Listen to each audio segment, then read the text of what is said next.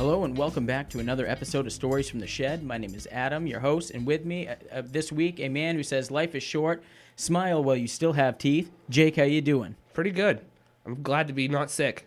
Yeah, Kind of. I still sound a little sick, but not bad. You've been feeling like shit all week. Yeah, I've been work, bed. That's about it. No good. That's been my week. And the kind of work you do, it doesn't feel good to have a cold and be down get there, over it. up and down doing your shit. You get over it. It happens. Yeah. I had an okay week. Yeah? Yeah, started a new position, so that's kind of stressful. But Nice. That's all right. That's all Yeah, good. I haven't seen you for like a week. Yeah, it's been busy. Yeah, no shit, right? Yeah, we've been working on a bunch of stuff. We've been we had a little meeting, discussed some episodes. We're booked out for a little while. Yep, we had one just kind of pop up randomly, and in a couple weeks we're going to be drinking margaritas in the shed. Yes. Is what it sounds like. Sounds like we're going to be having avocados, too. I can't wait. Yeah, so we can't really have a beer review that week, but that's okay. We'll Margaritas are good. We'll end up with a drink review. Can we just review that now? Margaritas? Yeah. I don't know, but we do 10 have out of 10. Wait. Oh. Well, yeah, we go on a scale of 1 to 5. That makes sense. We'll give it the 5 Skelly fingers. All right. And we got a different beer today while we're talking about beer. We have been doing mostly IPAs. I think this is our first brown ale. I'm not quite sure, to be honest with you. Yeah, this is Mountain Ale by Shed Brewery, and they're out of Stowe, Vermont. Ah, okay. Yes, this is a rugged brown ale. I haven't decided yet exactly what we're going to give it. Maybe we'll sip on this while we let our barbecue cook a little bit. What barbecue? Well, our topic today involves a man who was serving human flesh out of his Yeah, yum. No. Ooh. Ooh. You know what? That reminds me of the Burger King commercials. What Burger King commercials? All of them, baby. Flame broiled. Like that? Like that. All right. So That's a nifty little feature that we just added. little shed editions. Yeah, we're getting there. We're getting there. Yeah, so Joe Metheny was a cannibal, and he operated out of the Baltimore, Maryland area. So we're talking about Joe Metheny. Joe Roy Metheny. Joe Roy Metheny. I've had all kinds of names for this guy. Where was he out of? Baltimore. Baltimore. Yeah. Joe All Meat Metheny. Joe Meth Head Metheny. We can keep going all day. I couldn't help it. So, did you get a couple of hauls off that beer yet? I got one. It's it tastes different. It tastes different, like everything out of Vermont. I like it. It's I don't know, it feels kind of thick to me. It's thick, yeah. It's almost like swooshed around dog shit. I'm kidding. It's not. No, it's not bad. It does kind of have like a chocolatey thing, like you said. It's very slight, but I can taste it, kind of. It's got a high alcohol, kind of 7.4%. Yeah, that has everything to do with chocolate. Well, it has everything Everyone to do knows with that chocolate has alcohol in it. Well, that chocolate's probably used to mask that alcohol. I'll be honest with you. This is the first beer I've had all week, and it feels great to say that. Yeah, congrats. Yeah. Anyway. So, yeah, anyways, well, we have a couple here waiting for us. I'm going to go right ahead right now, and I'll give this 3.5 Skelly fingers. I am going to give it... I'll give it 4. I drink it again, for sure. For sure. I think I drink it in small doses, though. It is a pretty high alcohol content. Yeah, and that's why small dose kind of beer, that's why I'm going to give it the slightly lower rating. Okay, so wait. What is that? You gave it a 3.5. I gave it a 4. Yeah. So what is our passing grade? Well, we'll give it, it's a 3.75. That's 3.75. And So what's what- our so pass what's is like- anything above 2.5. Anything above 2.5? Yeah. A 50%? A 50%. Okay, that's fair. We have a curve grading system here in the shed. Yeah, that's how it works. So That's how it works. Mountain Ale Shed. Wait, what is it? It's Shed Brew. Oh, it's the Shed Brewery. No shit. That's why I was half paying attention. I I'm sorry. had to get that. It seemed appropriate. Yeah, that totally seems appropriate. So yeah, to the Shed Brewery and their Mountain Ale, you're a winner. You're a winner. Now that we got our beers in hand, Jake, why don't we head back to the barbecue and we'll Okay. talk a little bit about Joe Metheny. All right. You love that, don't you? I really do. This is my favorite feature ever. I'm so glad I found this app, and I'm so glad I bought this new laptop. Yes. Yeah, I finally replaced that old MacBook. I got a slightly newer MacBook. It's the same thing. So now we're armed and dangerous in the shed. Right. Next edition is a big TV and all kinds of fun stuff. That'll be coming soon. Yeah, all along with insulation and hopefully warmer weather. So Joe Metheny, right? He was born on March 2nd of 1955. He was known as the Cannibal because, as we discussed on earlier serial killer episodes, you get to be known as your full name, and you get a really cool nickname to go with it. Oh, well, it just seems very appropriate. And what he is most known for is not so much being a serial killer, but it's for serving his victims' flesh at barbecues to the public. Yeah, that. Now, he's got 5 to 10 known victims, and we're going to kind of get into that because that's kind of a range. Because I think a lot of times here, Joe embellishes his story, and we'll kind of get into that as we go. Yep. So I guess we'll take this one bit at a time.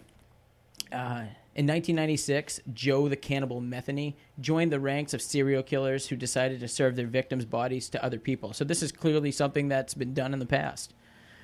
He claimed to have killed several women, dismembered their bodies, and then fed their meat to customers at a small barbecue pit stand, turning everyone into unintentional cannibals. Holy shit. Could you imagine? No. A cannibal and you didn't know it. What does it taste like, though?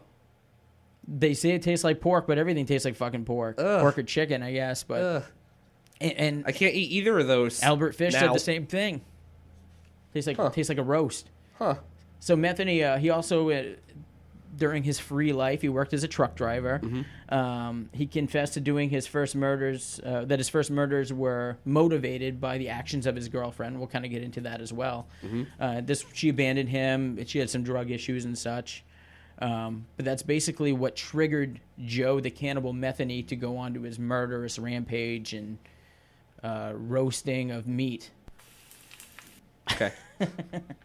So I guess to start off with Joe, we kind of got to take it back to his childhood. Unfortunately, there's not really a lot known about his childhood, though. I don't know about you, but when I was looking him up, I couldn't really find a lot of information on him. No, other than things like his father died while he was young. Yeah, a lot of conflicting reports. Like his dad, yeah, like you said, his dad died very young. He used to say that his mom would abuse him and was really, really kind of crappy. Yes. And he apparently was homeless for a while, and he joined the military, went over to Vietnam, and became addicted to heroin. But if you ask his family, none of that ever happened. And by his family, he does have a number of sisters. He does? Yes. He had or not just sisters, he had a number of siblings. I believe most of them were sisters. Oh, okay.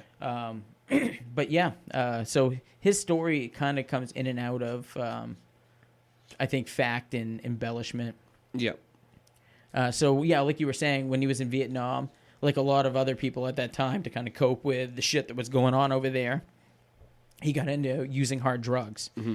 And like a lot of people, unfortunately, when he came back to the States, some of these bad habits continued to continued to go down. He continued to travel down that path of addiction and such. Yep.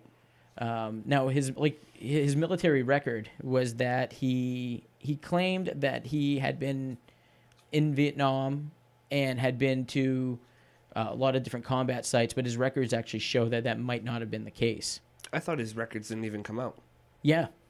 Well, they were able to confirm that his claims did not match his statements, though his records have not been made public in that regard. Oh, okay. Yeah.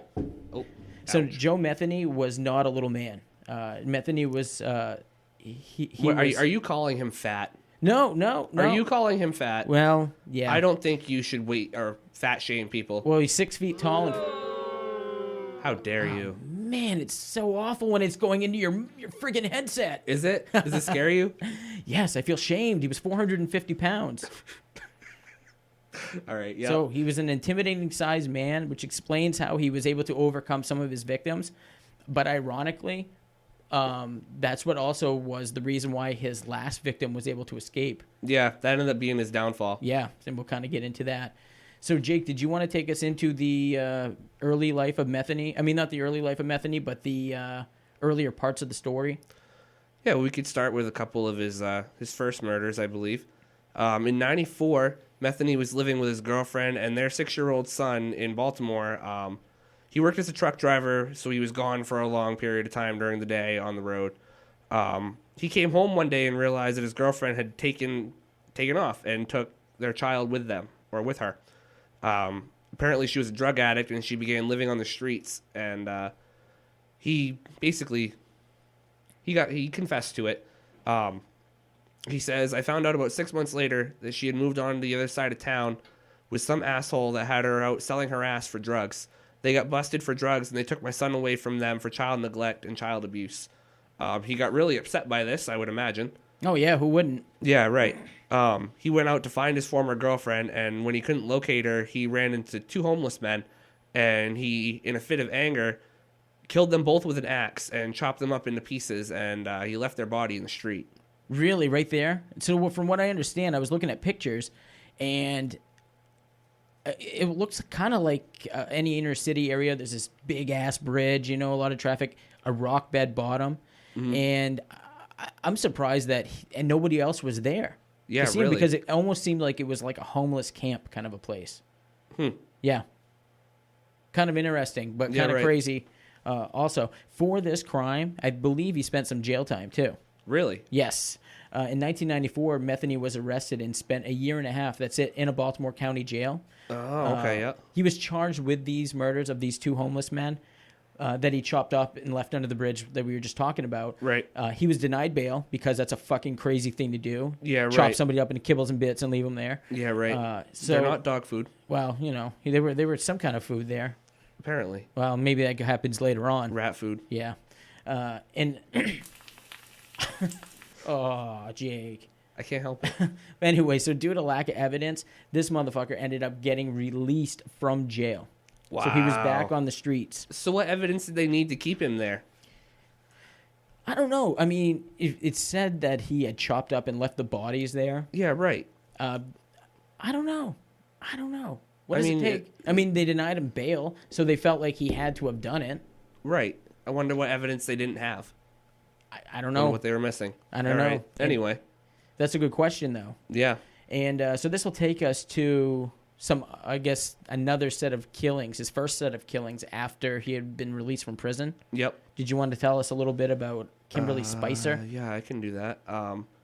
When she was murdered in 95, she was working as a prostitute in Baltimore, and Metheny was driving a forklift for a pallet company. So at this time, he's no longer a trucker. Now he's correct. working for this pallet company. Correct. This company is situated on a lot, and it's adjacent to a big wooded area. The company has a locked entrance gate, and it's surrounded by an 8-foot fence with barbed wire on it. It's about a square block, actually, like a full city square block. It's a pretty big plot. There's a warehouse and an office building, and it's surrounded by thousands of wood pallets, and they're stacked really high, just varied all throughout the lot. So you have some that are like 20 feet high. As you have some that are describe shorter, taller. You know what I mean? It sounds like a fortress. Kind of. And you can almost see where if you were going to bring somebody back there and do something, with it having, being so close to the woods and such, and being a highly fenced-in area where you could probably get away with doing shit. Well, either that or you could, you could just kind of leave them there, and people probably wouldn't find them.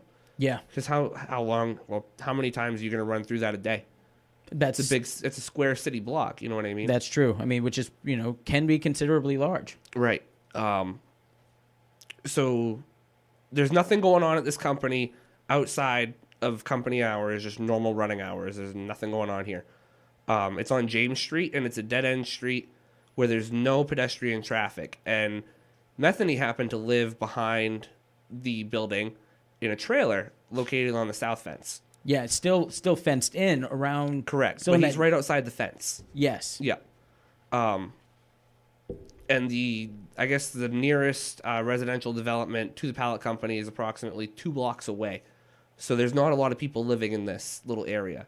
He might be one of a couple trailers or whatever. So nobody's going to hear much. Right. It's pretty private, especially for being in a city like Baltimore. Right. This all really proves to be important. One night he brings Spicer to his trailer and he kills her, and he dismembers her body and puts parts of her underneath wooden pallets at his work, and nobody noticed. Yeah, I believe he buried her naked, and I also believe, from what I had read, that he had decapitated her as well.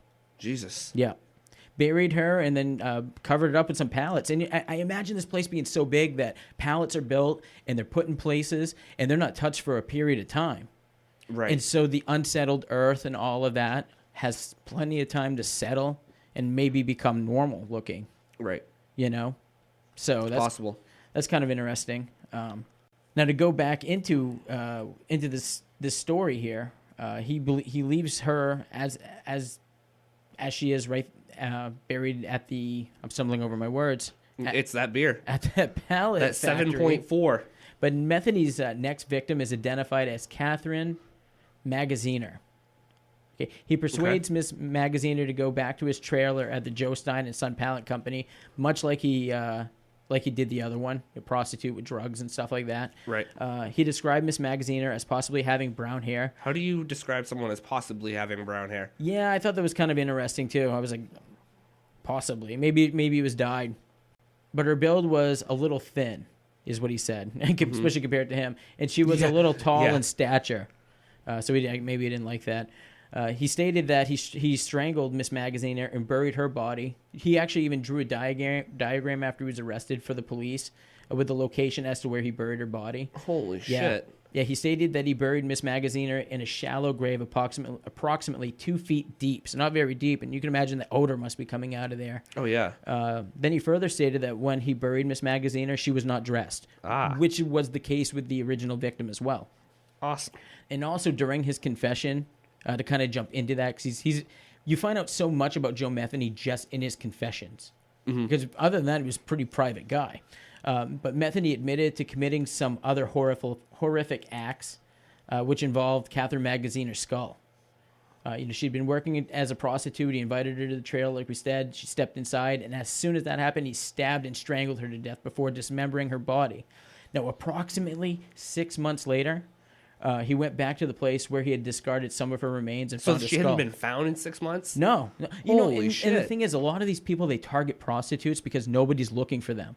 A lot of them are runaways or people that are just on their own. So it's very believable that she was gone for 6 months and maybe nobody noticed outside of her little circle of people, of women. Yeah, I mean, I guess. Of working women that she surrounded herself with. Oh, hardworking women. So anyways. That's a rough life. 6 months later, dude, he goes back and he takes Catherine Magaziner's skull and he cleans the maggots out of it, cleans it up some. No. And proceeds to have head sex with the skull. Ew. No. I didn't say sexual intercourse. Thank you. I know that's not your... Thank you. You hate that word, but that's what he does with Miss Magaziner's skull. That's awful. Okay, anyway. Now, remember the night that he had killed those 2 homeless men? Yeah. That you had mentioned? Back in 94. There's a little bit more to that story. Oh. And I don't know if that's something you wanted to discuss or you want me to go ahead, chop right into that. Go ahead. I'm enjoying going on this ride. Well, supposedly, right, and this is his say because, again, there's very little evidence to go by this, but that same night that he killed those 2 homeless men, Joe Metheny also went to kill 2 other prostitutes, luring them under that same bridge and murdering them with the same axe that he used to kill those men.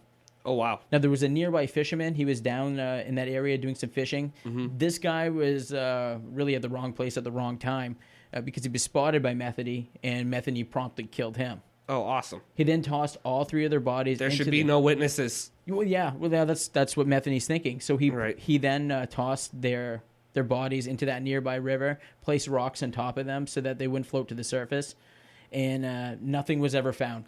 That's what he says. That's what he says. Now we're talking 5 people. Well, I mean, he was arrested for those 2, but the 2 prostitutes and the fishermen. Potentially 5 people that one night. Nobody's looking for them at all. Right. So that's kind of odd. Seems it. Definitely seems it. But there's no evidence to link him to that, so that's just his hearsay. And I find, as we go on, you'll see that he kind of embellishes, I think, a good amount of his story.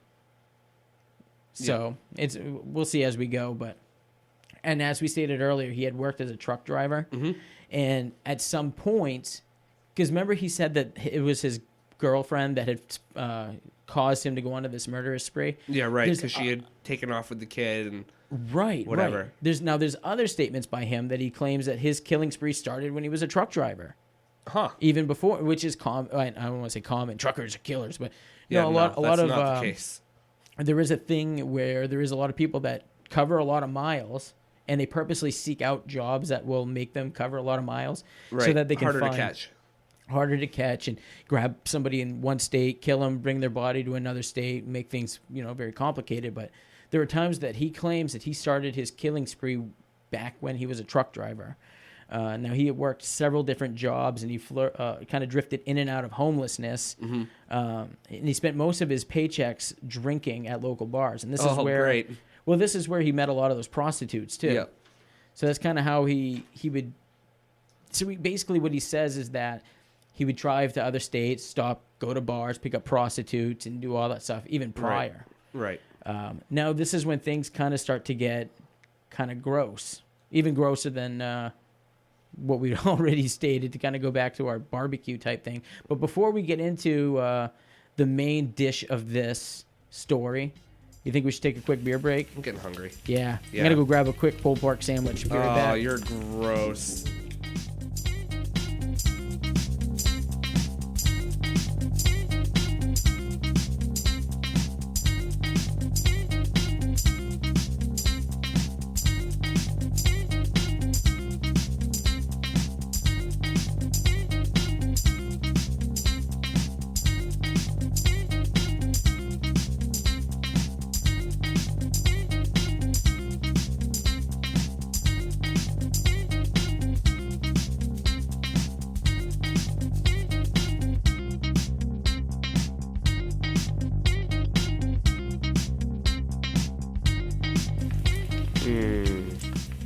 I'm full. I went in for seconds. Did you? Yes. I could only do one. Nothing like a winter barbecue. Nothing like a winter barbecue. I'm glad we have the barbecue right outside the shed, though. That's right. That's right. Open pit. So I hope you people realize we're not actually cannibals. Okay, anyway. So where were we with this, Jake? We were talking about grilled food. Okay, I'm done. At least for now. So he admits. So Metheny comes out and says that he killed his victims and served them at his barbecue stand. He admitted to killing two women, Kimberly Spicer and Catherine Magaziner. He dismembered them and put their flesh in a Tupperware, and he kept them in his trailer. When he decided to open up his barbecue pit, he started serving people them. I hope basically. he used heavy-duty Glad, because I wouldn't want that shit to leak in my fridge. No, I would definitely not. Sorry. But okay. No, I have a serious question.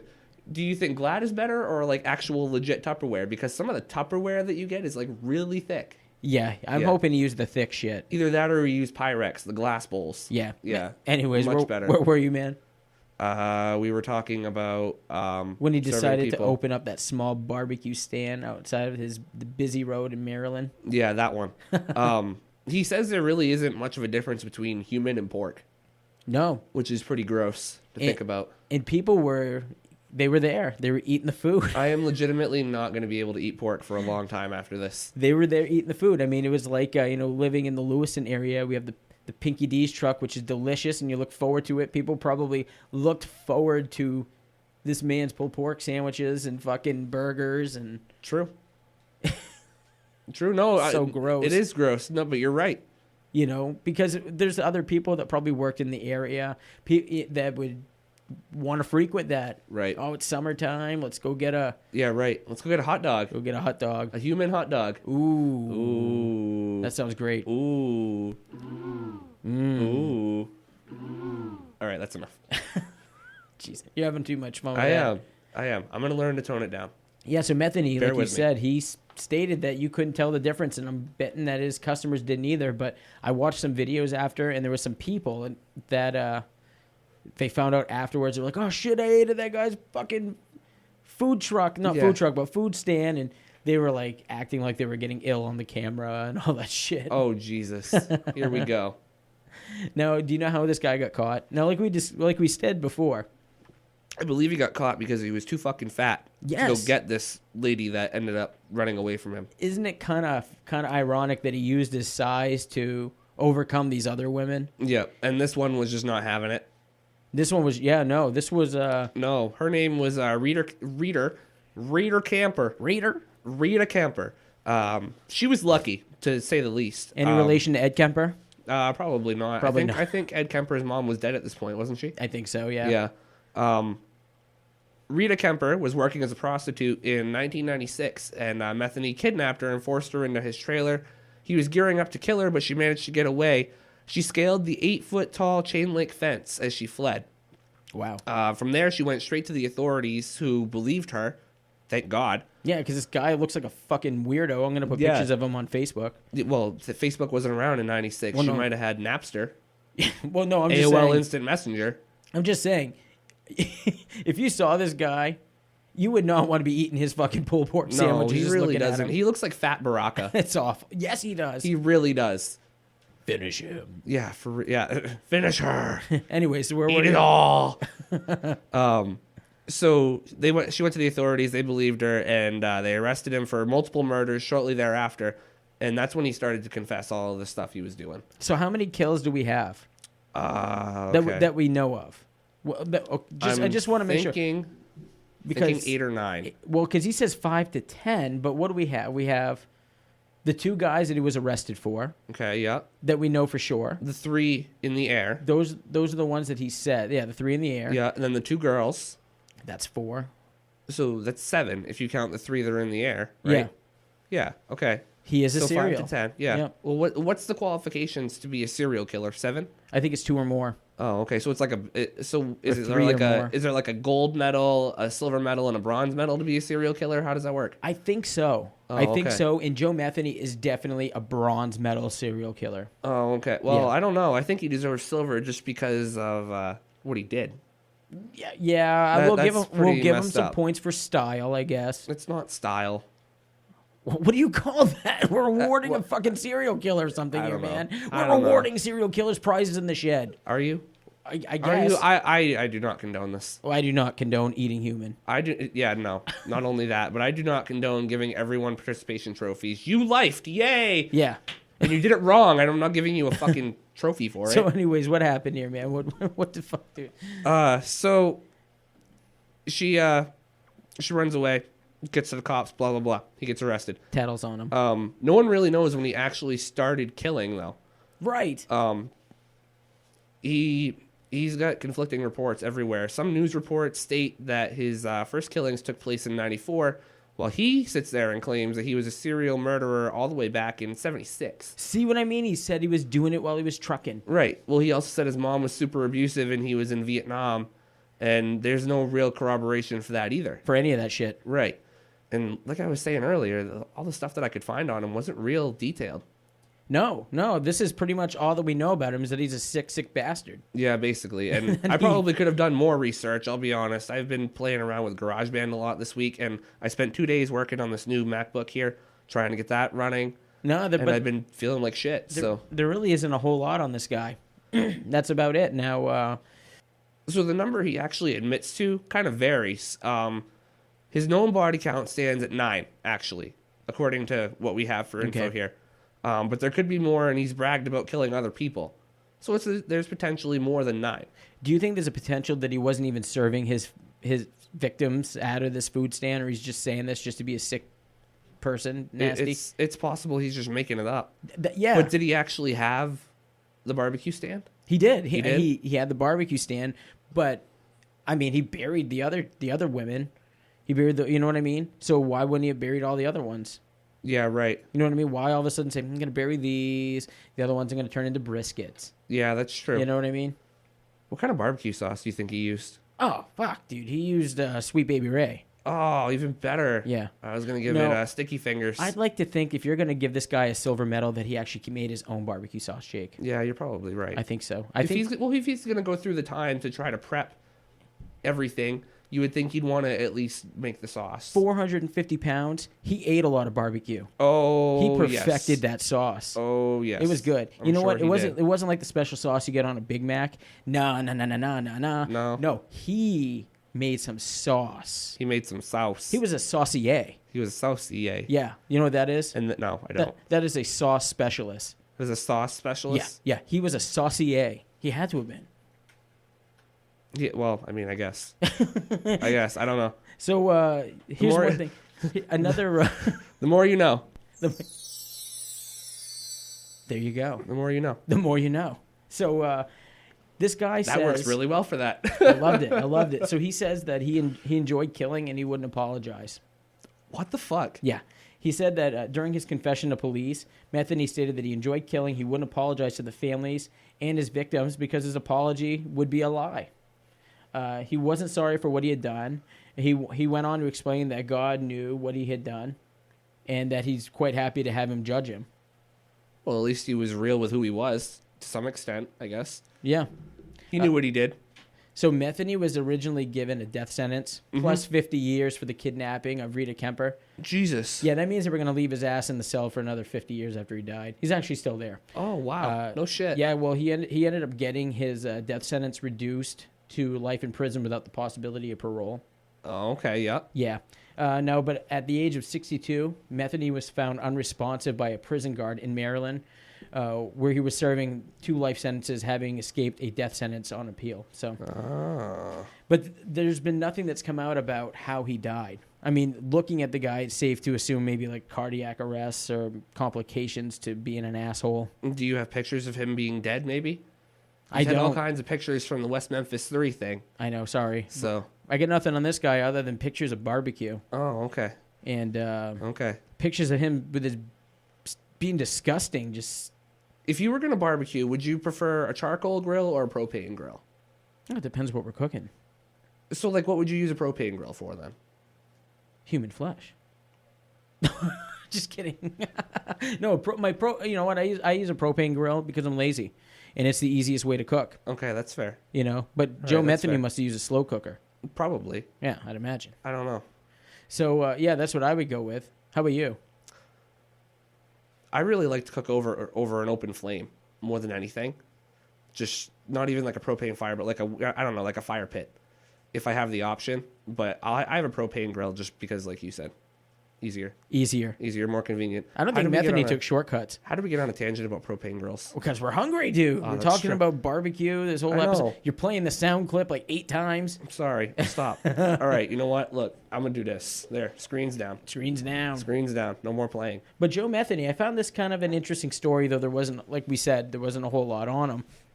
It's just kind of sick because another quote that Joe had said was, next time you stop at an open pit barbecue stand, before you take a bite into that first bite into that burger, think about first bite into that fucking burger. No, before you take that first bite into the burger, think about who you might be eating. Ew. Yeah. No. That's the kind of shit No, Joe I'm Metheny... not going to think about that. Well, like we said, he said these kind of things. I'm eating a cow. He said these kind of things for the freak factor. You know what I mean? To show, like, to freak people out. That's why I'm saying he might not have even served people at all. There might be bodies buried somewhere. Maybe not far from that. We'll never know now. We'll never know because he died. Yeah. He died. You know what they're known for in Maryland? Crabs. Really? Yeah.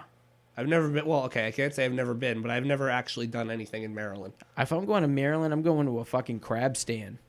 A crab shack. If I'm going south, I'm going to barbecue. He could have opened Hands up down. Joe's Crab Shack. He could have.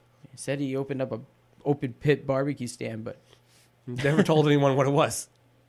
Until after we got arrested. So what do you think, man? What do you for a rating? You give this guy a silver. What do you give? Wait, are we starting this new serial killer gold, silver, bronze scale? I think we got to. I think we got to give him ratings because give him ratings. Well, we don't like any of them. That's not enabling. That's what's that word? I don't know. They're whatevering. Glamorizing. Yeah, you're I don't know. Whatever. You know what I mean. We're glamorizing the story in the shed. Yeah, basically. We're making it like they're so great. Like they're so great. No, we're not. You know what? We're just talking about these kind of guys because they're interesting because we're not like that. Fair enough. You read about somebody like Joe Metheny or Ed Kemper or any of these. The only people who aren't serial killers are the ones that the only people that are serial killers are the ones that say they aren't. Yeah, we are serial killers. No, we're not. Don't say that. Don't say that. Now you're fucking with me. But no, a lot of these serial killers we've been reading about, they're interesting, and you would think that Joe Metheny would just be one of few cannibals. This is a huge thing amongst them to at least try it. I mean, even Ed Kemper, right. Remember he gave some kind of confession while he was under hypnosis that he had eaten the thighs, put it into a casserole of one of his victims. Right. Yeah. For some reason, there's a thing about head fucking and eating the body. Yeah, that's fucked up. You know? I don't know what it is though, but you're right. There's a pattern. We're getting a pattern here. Yeah. Or even like Albert Fish and the other serial killer that we've done. Yeah, right. So, kind of weird. Yeah, that creepy letter that Albert Fish wrote Yeah. That was fucked up. So there's some similarities between all of them. Yep. Really. But anyways, they're all similar and they're all different in a lot of... Serial killers comes in all shapes and sizes. They come in all shapes and sizes, especially in 2017. You mean 2019? Oh, that's what I meant. These beers are kicking in. I'm there telling it you is. what. It's going to be just about time to cut this short because I don't even know what year we're in anymore. Yeah, I can see that. So what do we got for our social media? Well, play some Jeopardy theme songs or something. You got the sound effects. Yeah, well, you made me turn the fucking...